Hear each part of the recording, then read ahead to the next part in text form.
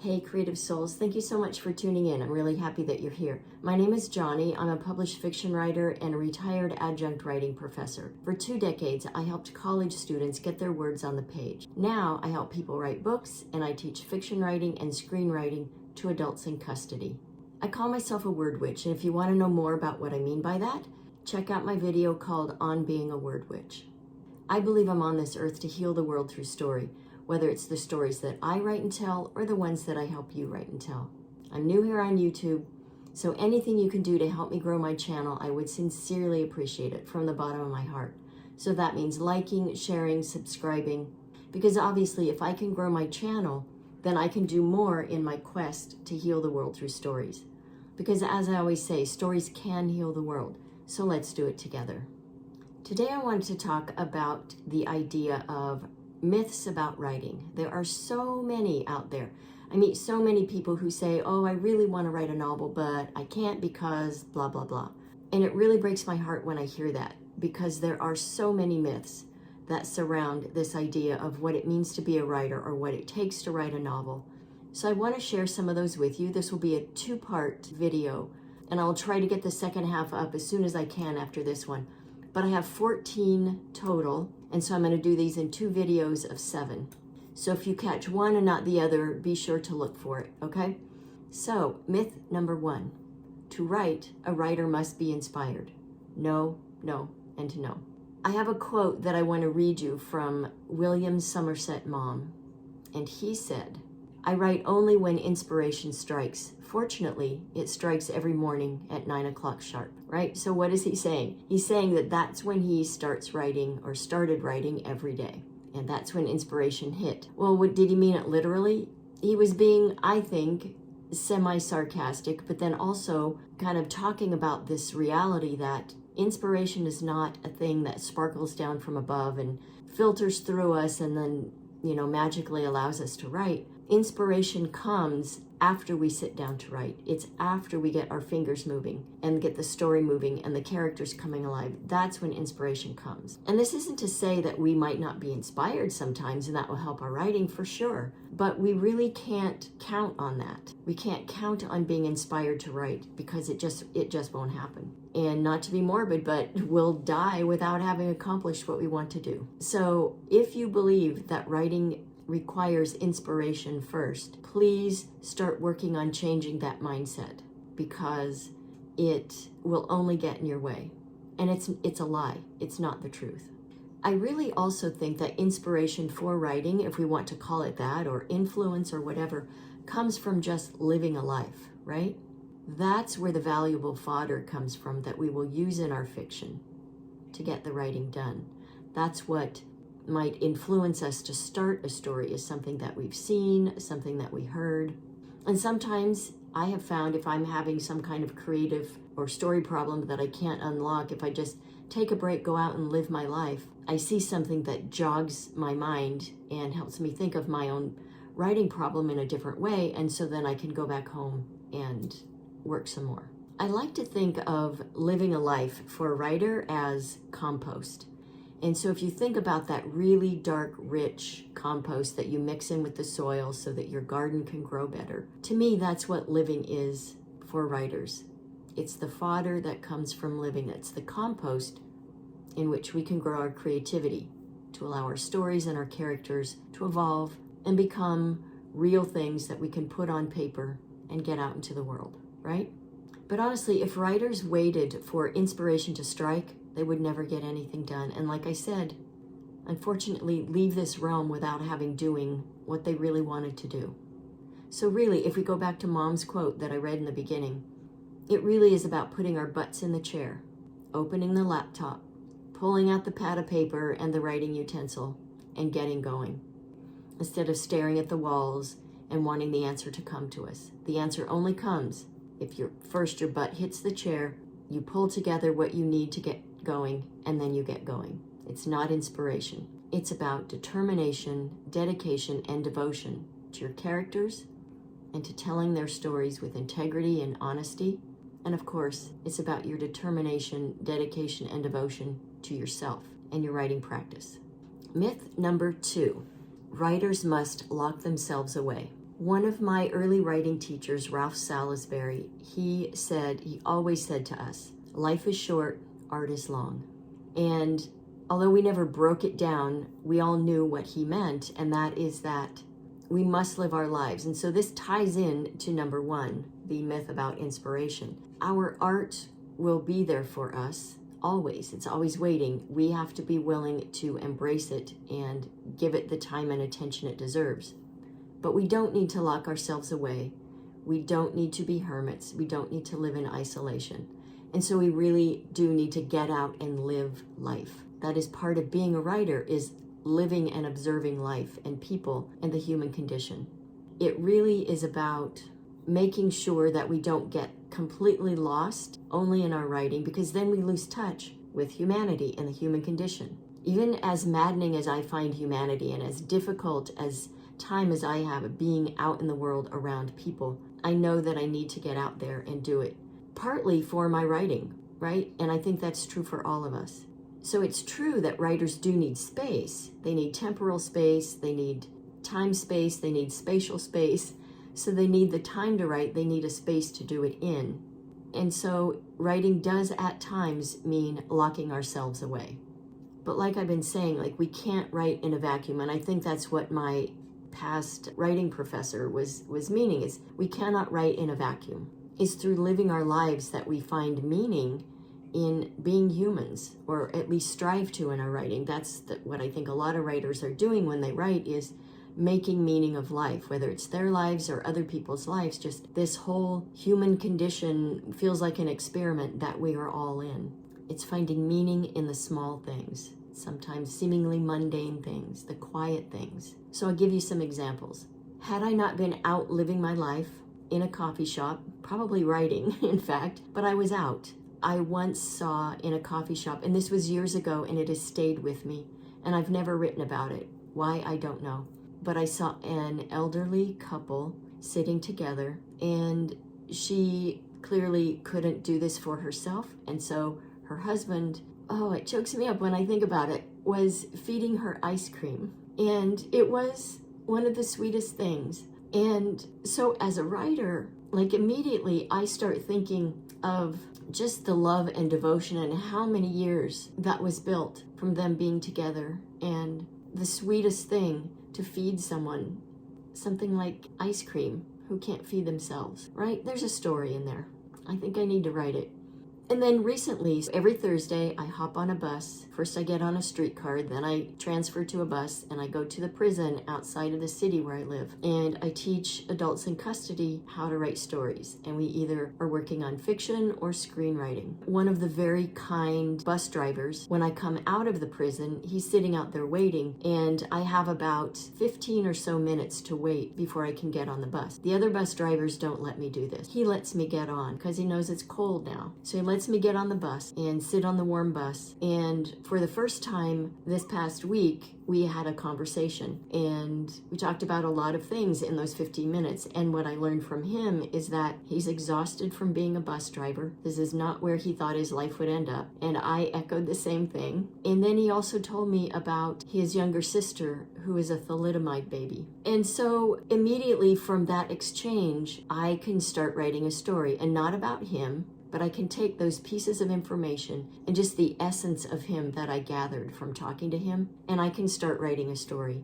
and let it unfurl the way that it will, right? Last example of this, I live in an apartment complex, and I have this neighbor who rides a scooter because of some physical condition, and he's the most friendly, cheerful person, but yet some days I walk by his apartment and I hear him swearing out of anger.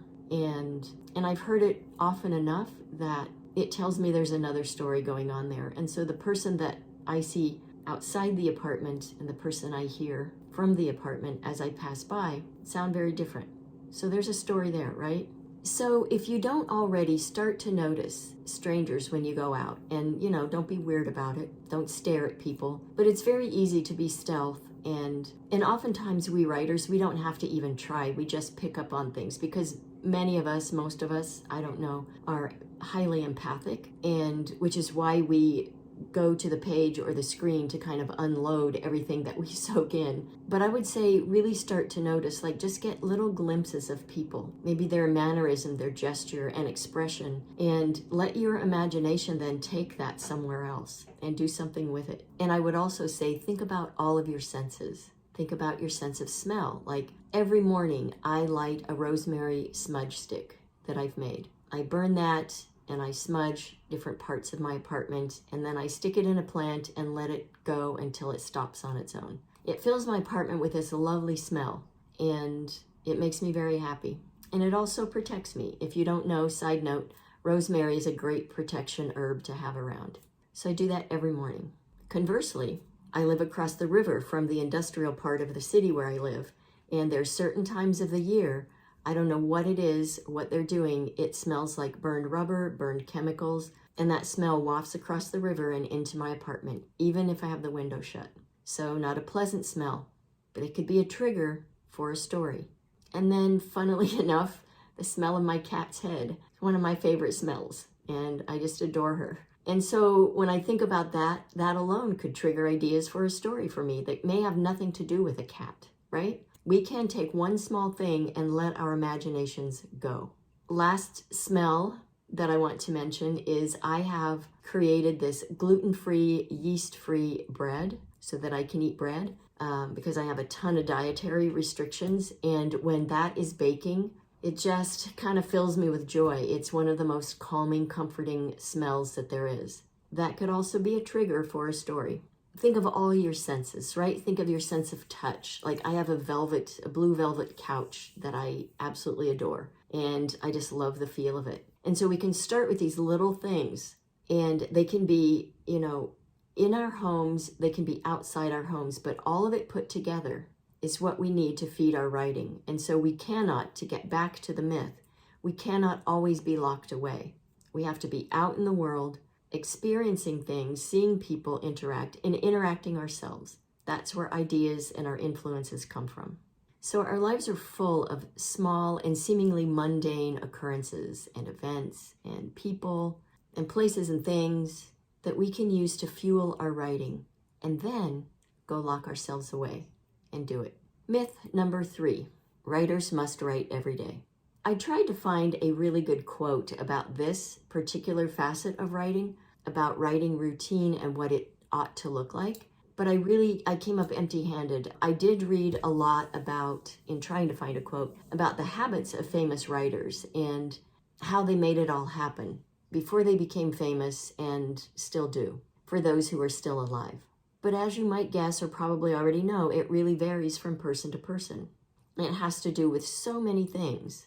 So some writers write every day, but not all writers write every day, even legitimate writers. And you can decipher the word legitimate in whatever way you want, because I don't have an idea what I think a legitimate writer is. But anyone who calls himself a writer doesn't necessarily do it every day. When I've had the luxury to write every day, and those times have been few and far between in my life, but when I've had them, I've written every day because it's kind of what keeps me sane. So I used to be a runner, and I used to say that if I could run in the morning, then I knew I could do the day. And I also said that if I could write every day, I knew I could do life. And that was very true, and I still believe that. So I'm not writing every day right now, not my fiction anyway. So does that mean I'm not living life? No, obviously I'm still living life. I'm here doing this, but honestly, I believe I'm better when I'm writing fiction every day. I have a clearer head when I'm writing fiction. I'm happier when I write fiction, and I think I'm a better person when I'm writing it. And to me, it's specifically about fiction. So fiction is the thing that keeps me sane and happy no matter what. For me, it's like the magic pill that I need for my mental and spiritual health. And I will say this, and you probably know this, there are plenty of people who have written entire novels and screenplays on the weekends, in the evenings after work, late at night after everyone in the house has gone to bed, early in the morning before everyone else gets up. So there are ways to do it. Writing every day is not absolutely essential. But I think many of us who write feel that if we could do it every day, we would definitely do it. Virginia Woolf once wrote that for a woman to be a writer, she must have a room of her own and she must have money to live on. And she wasn't talking about having a day job that sucked her energy, and then she had to come home and write after that. What she meant was she should have a little stash of money or a flow of money that was perhaps bequeathed to her by someone. So someone who would support her passion, which was her writing. Well, wouldn't that be great? I mean, yes, please, I will take that. If someone wants to support my writing habit, my practice, my passion, my career, I would love that. But when we're novelists, at least in the beginning, and yes, I'm a late bloomer because I helped so many other people write for years, I neglected my own practice. I've talked about this a lot. So now I'm really focusing on nurturing my own practice. But I can tell you this, at this stage of my life, yes, if somebody would support me, why not? I'd take it, wouldn't you? I mean, I think we all dream of that. And honestly, I want to be able to write every day, and chances are you do as well. And I'm happy to say I think I'm very close to being able to make that happen again. So please cross your fingers for me, and I'm doing the same for you, all right? Here's to writing every day, if that's what we want to do. For most of us, it's about, if we can't write every day, but are able to keep coming back to it, it's about being gripped by a character and their story, being kind of borderline obsessed, not being able to stop thinking about it. That brings us back to do it any chance we can. And I think for a lot of people, it really, whether they can put it into these words or not, it's about being devoted to this character and their story that has shown up for the writer, and just really honoring their presence in your writing life, right? Myth number 4, you need a university degree to be a writer. Author Michelle Richmond says this about that. To be a writer, you have to write, and no academic degree is going to do the writing for you. All right, so maybe that's obvious. The degree isn't the thing that does the writing, but so many people believe that to be a writer and be taken seriously, they need to have a college degree. And I will say this, I think in some ways, getting a degree to write fiction is a waste of time. I honestly believe that anyone who has the inclination, the desire, the dedication to write can write. And you can learn just as much about the craft of writing from reading books about it, from reading good fiction or fiction that you love, maybe finding the perfect writers group or critique group. Those are all great ways to learn how to write. And I speak from experience. I come from a family that, I don't know if they didn't value higher education, but it was just sort of understood that, yeah, we don't go to college. That's not for us. So I went. I was the first one in my family to get a college education, and it really meant a lot to me. Once I got going, I couldn't stop. So I got a bunch of degrees, and I racked up a whole bunch of debt. And honestly, in my heart, all I ever wanted was just to be a fiction writer and be a novelist. And I spent a ton of years, and I see so many people doing this, spend a ton of years of their life investing in a college education when all they want to do is write fiction because they think, oh, I need to be practical. I know a lot of people who go the journalist route, and they end up writing as a journalist for many years until they finally come back around to their first love for fiction. And I really can't honestly say that all of the years I spent as a college student were wasted. I did get other things from it. You know, my view of the world most definitely expanded from being a college student for many years and then staying in academia and becoming a professor. None of us can know the future we would have had if we had made a different choice. I could have also learned a trade, made a lot more money than I made as an adjunct writing professor, and still focused on learning to write fiction and writing it. Of course, if you're part of an MFA program, you're going to come out the other side with a finished novel or a bunch of short stories that you can now compile into a collection and, work on getting those published. And you will have had 3 to 4 years of feedback from people. But I will tell you, MFA programs can be brutal in so many ways. And a lot of them are. There are some who do it really well. Like I know Goddard College is a lovely place for the MFA in writing. But here's the thing, if you want to do that, I strongly suggest that you ask if at the end of your time in that program and when you come out with your finished book, are you going to have help or guidance in some way of finding agents, getting it published? Are you going to find help making connections to get a teaching job, if that's what you want to do? Because not a lot of them offer that help. And so people spend 4 years of their life, go into debt, end up with a book, but probably could have done it in a different way. So bottom line, you do not need a college degree to write. Myth number 5, your characters control your writing. So here's a quote from Elizabeth Bowen. She says, Characters are not created by writers. They pre-exist and have to be found. So I think I may have used this quote in another recent video, because I just love it so much. I love what it says. I love just kind of the idea that it sparks that just like the Taoists believe that a sculpture exists in a block of marble and the sculptor must remove the excess, I love thinking of characters in this way.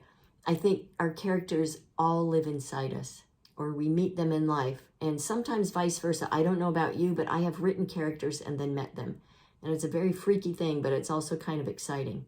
So I think we writers, we have easy access to characters, and it's our jobs then to discover them and get to know them and explore who they are.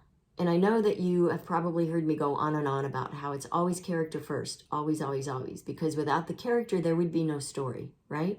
And I've talked a lot about how characters do show us the way and that we have to listen to them. But is that the same thing as controlling our writing? No, in my mind, it's not. I think you are in control of your writing, just like I am in control of my writing. But you're not always in control of your characters, which is a different thing. And I know it may sound like I'm talking out of both sides of my mouth, but here's what I mean.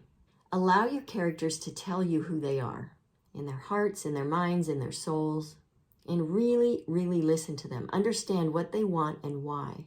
Follow their lead, and when it feels like they're going astray and doing something you haven't planned on, step back from your writing, take a break, and really go within. Have a conversation with them. You might find that you do need to let them go in this other direction. You might find that you need to rein them back in. It really depends on the purpose of the story, right?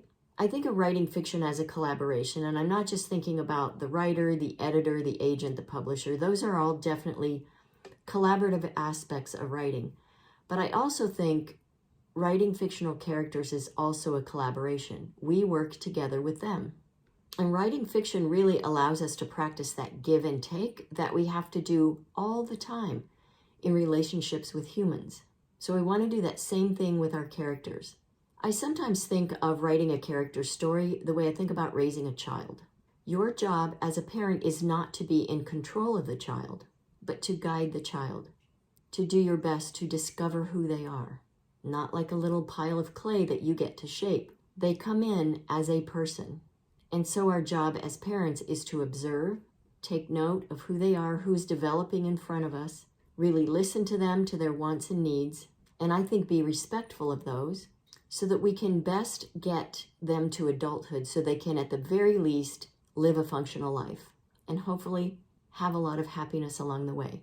And I know happiness is a very subjective idea. And so just like kids, characters show us who they are. They appear in our lives. They show us who they are. They tell us what they want and why.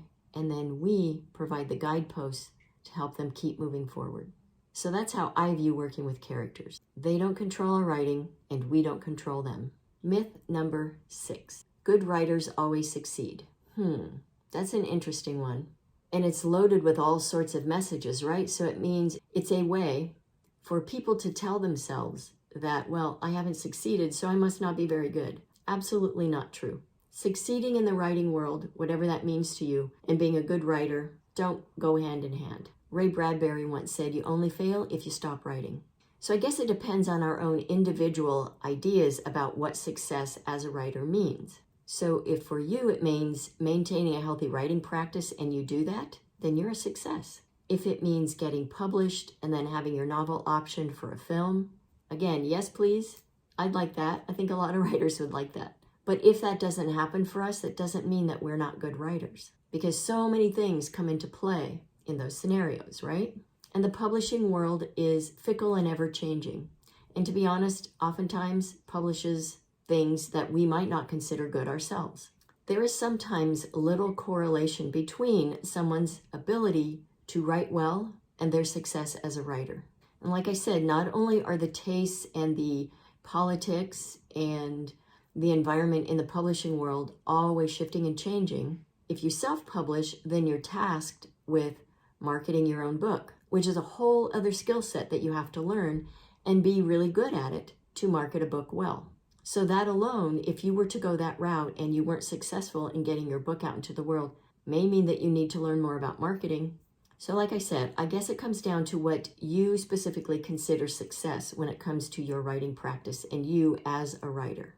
Whether it's getting your novel published, getting a film option, whether it's just getting a bunch of short stories published and then putting those into an anthology. So I guess the takeaway from this one is that good writers are not always successful. And it also means then, oftentimes, sometimes, books that are in print were not written by good writers. So we really need to each decide for ourselves what we consider being a successful writer looks like. Myth number 7. I meet so many people that tell me that they want to write a novel, but they're not good writers. And it just breaks my heart because I know, and I know this from asking more questions, that so many people say this because they feel they're not good at grammar. But like I always tell them, writing a novel, writing short stories has nothing to do with being good at grammar. It has to do with telling a story. And sure, it helps to have some proficiency, being able to string words together. But there's a whole lot of room there for, not being good with grammar, punctuation, and all of that. That's what editors are for. If you have a story to tell, just get it down on paper. Then revise, and keep going back. If you have someone you can trust to give you honest feedback in a kind way, that's really key, then have them look at it as well. And ultimately, I always tell people, if you write a novel and you feel like grammar is not your best thing, and we're all not good at lots of things, right? If you know this about yourself, though, I highly recommend, after you've done multiple revisions, have an editor who can give it a fresh set of eyes, go over it, and really kind of smooth out the rough edges in terms of grammar, and really make it shine before you start submitting to agents and small presses. So I have a quote about this from Adrian Anthony Gill. He was a British writer, food critic. He wrote a lot of reviews about restaurants. He was a travel writer. And he said this: because there is no better tool for writing than experience, it has very little to do with grammar and everything to do with knowing, right? So knowing how to tell a story, knowing that you have a story inside you, and being brave enough to start getting it on the page so you can then rework it.